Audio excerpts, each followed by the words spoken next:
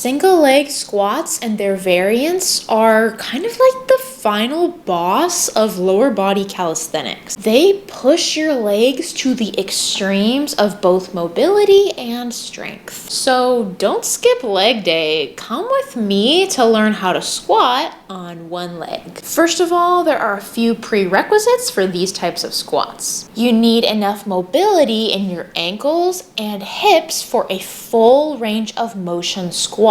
If you can do a body weight squat with a full range of motion, and that means getting the back of your thighs to touch your calves, then you have enough mobility to do single leg squats. If not, then you'll need to stretch for a while to get there. I already have a video about ankle mobility and a video about hip mobility for deep squats, so I'll link those above and in the description.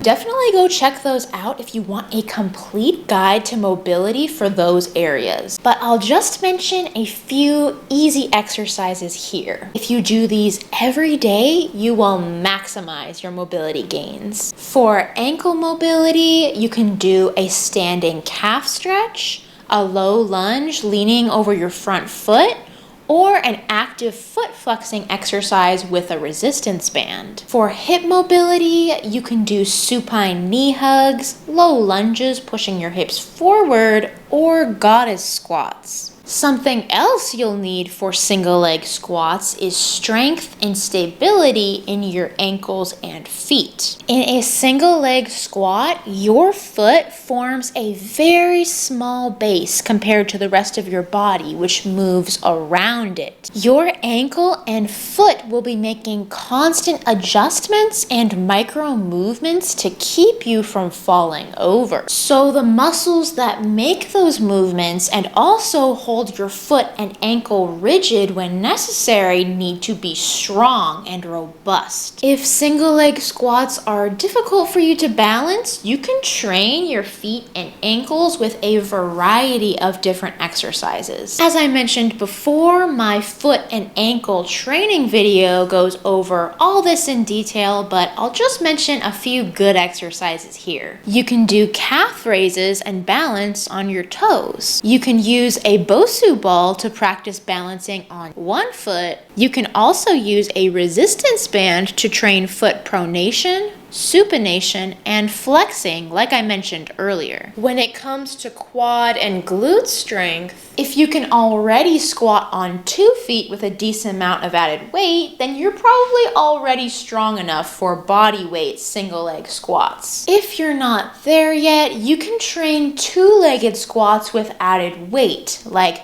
goblet squats, curtsy squats, and split squats. I'm going to go through the squats from easiest to hardest, so if you're trying these along with me, let me know how far into the video you make it while you can still do the squats. The first squat I'm going to go over is technically not quite a single leg squat, but I've included it anyway because it's pretty darn close and it's a great exercise. It's the Cossack Squat. This is a great movement to ease you into single leg squats because one leg will be doing most of the work, but the other is still there for some extra support. You squat on one leg while the other leg remains straight with the heel resting on the ground beside you. The toes on your squatting foot should be pointing more out to the side than in a normal squat, and the toes on your other foot should be pointing straight up to the sky. A few technique tips. Your squatting knee should open up to the side as much as possible, and your other knee should be facing up. Try to keep your torso upright and open your chest. Keep your weight mostly over your toes. Engage your glutes to tuck your pelvis under and forward, and actively rotate your working knee and foot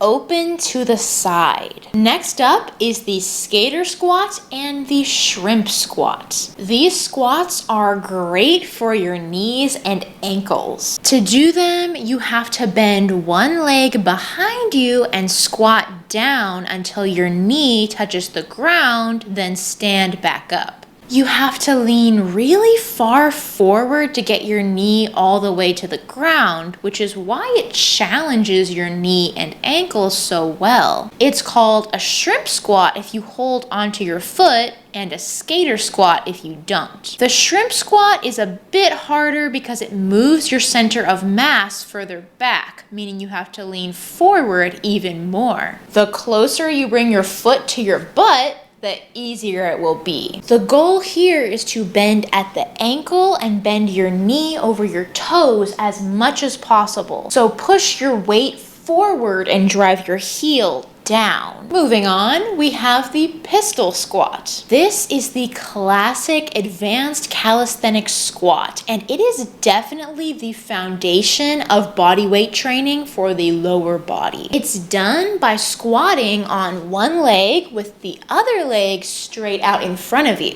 While it may look deceptively simple, achieving a full range of motion challenges not only the ankle but also the quads and glutes. And balance is also a major factor. For a proper execution, keep your weight over your toes and strongly activate your glutes on the way up, like you're doing a hip thrust. Getting good at these is essential for the squats I'm going to talk about next. And these squats are actually a variation of pistol squats called dragon pistol squats. This is basically just a pistol squat, but the free leg crosses under the squatting leg. It requires greater ankle mobility than the regular pistol squat, but it also demands even more. You need core compression strength to keep your torso hugged close to your squatting leg, adduction strength to keep your floating leg off the ground,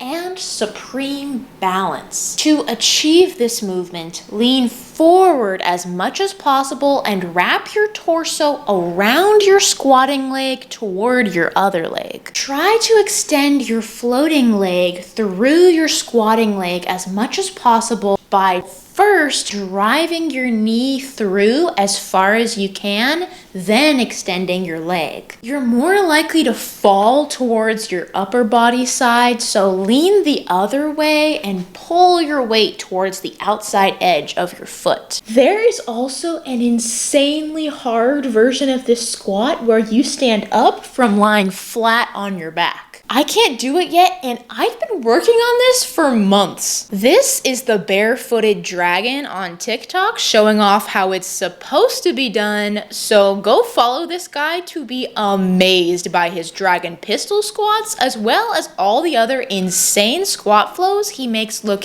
easy. The last type of squat I'm going to go over in this video is one that I almost never see anyone talk about, the figure 4 squat. I personally consider this one to be the most difficult squat overall because it requires the most mobility and is extremely difficult to do with a full range of motion. But it's really kind of a toss-up between this one and the dragon pistol squat. This squat is done on one leg, obviously, and the other leg is crossed over with the foot near the knee. To really be able to do this squat, you need to already be able to lay down flat in your half pigeon pose. You also need to have a lot of ankle mobility and strength and need to lean forward as far as possible. Standing up from the ground in this position is extra challenging. To nail this squat, spread your toes out on the ground and only slightly rotate your foot outward. Also try to position your foot in the middle of your pelvis on the ground. Try to bend your knees straight forward and don't let it wobble out from side to side.